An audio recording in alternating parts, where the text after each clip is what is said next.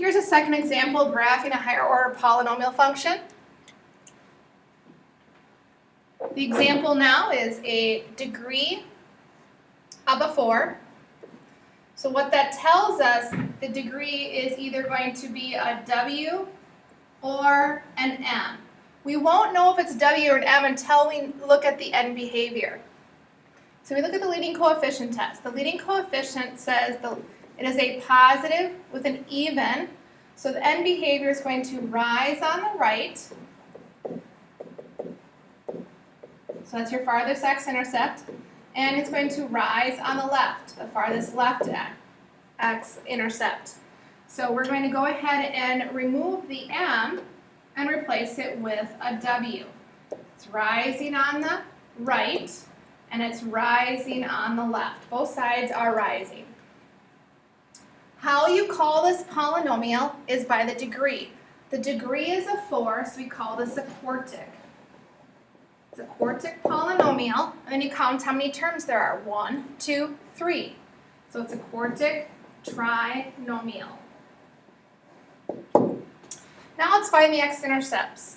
So we set the polynomial equal to 0. We find the zeros of the function. And what we want to do is we want to factor it. Now think of this factoring as like the t-chart. And I say, what are the factors of C? So what are the factors of 18 that add to B, negative 9? And we list out the factors of 18. So 6 times 3, 9 times 2, negative 6 times negative 3, negative 9 times negative 2. And then we add these together. We get 9, 11, negative 9, negative 11. The one we want is the one that's negative 9. So these are the numbers we're going to work with. So now we can factor this as, now we have an x to the 4th power. That means I have to split up in half, x squared and x squared. Then we have negative 6 and negative 3. So negative 6, negative 3.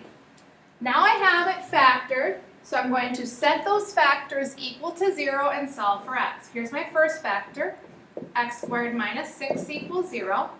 Solve it for x by adding 6 to both sides, then square rooting both sides. Don't forget the plus or minus. I'm going to go ahead and just put that as an approximation. So if you square root 6, you get approximately 2.4. So x is approximately plus or minus 2.4. Now we'll come over and do the second factor, x squared minus 3 equals 0. We'll solve it for x by adding 3 to both sides. Then we'll square root both sides. And we get plus or minus square root of 3. So now I'm going to approximate what the square root of 3 is. And that is x is approximately 1.7. So I have 4 x-intercepts. I'm going to push this down a little bit. So one of my x-intercepts is 2.40 and negative 2.40. And then we have another x-intercept of 1.70 and negative 1.70. All right, part C is to go and find the y-intercept. The y-intercept is the C of the polynomial. So go back up to the original. This is your C, so that's your y-intercept. So over 0, up 18. Now, part D, we're going to go ahead and graph this polynomial. So since my y-intercept is pretty big, I'm going to change that scale on the y-axis. So I'm going to make this scale by 2.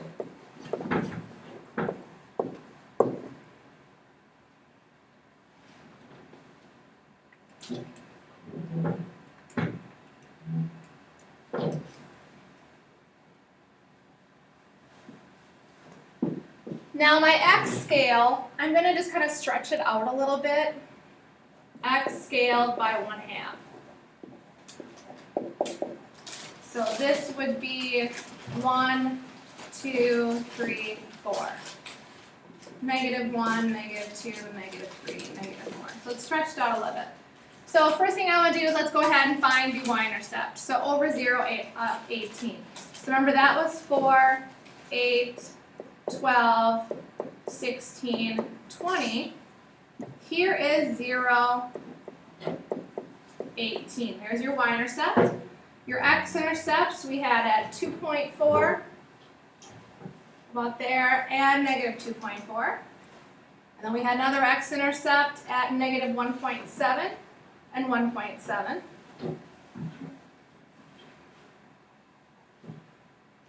All right. Now let's talk about the end behavior. The farthest x and y x-intercepts on the right and left are going to rise. So here is my farthest x-intercept on the right. It's going to rise here. And my farthest on the left x-intercept is going to rise there. And I know my shape is a W. So what's going to happen is it's going to come down some way, go back up, and then it has to continue going up and touching this x-intercept. It has to come back down, has to go down, and then back up. So there's the shape of my W. I don't need to find any additional points at this point because I know the shape is a W. If you wanted to, you could plug in a few points around those x-intercepts to get a little bit more better feel for the graph. But that's how you graph a quartic function.